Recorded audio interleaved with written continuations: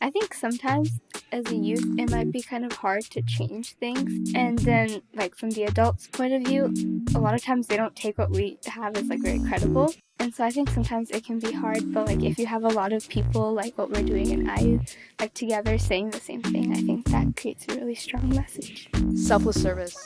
Friendship. Family. Humanity. Integrity. Loving life. Dream big. Spread love.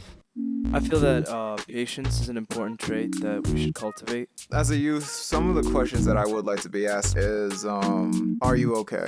I think as a young person now, I've never felt more distracted than ever because we have so much to confuse us, so much to distract us from concentrating on one thing, whether it's technology or our brain. It's always constantly going. So that's how I feel, confused and distracted. Putting my computer to sleep and leaving the room is really helpful because when I come back, I'll be able to say, okay, let's get back on track. One thing that I do is in the middle of whether I'm stressed or scared or worried about anything, I always take some time and go out and just have something for myself, like just take a moment and like either like order pizza or like just watch a movie, just forget about it for a few minutes or like a few hours and then just come back to it. I think something that helps me a lot is to remind myself to stay in the present moment.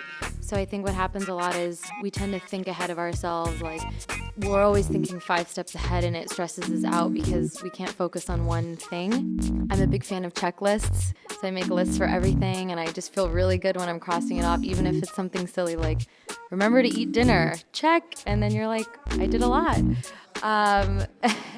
But just different things to help yourself feel accomplished, I think is really helpful. I used to do a lot of things in my head, and I realized that the problem is when you do a lot of things in your head goes at 1,000,000 miles an hour, and you get overwhelmed. So just having a big piece of paper and just allowing your head to vomit all over that paper really helps. So that's what I do. I find studying actually incredibly therapeutic.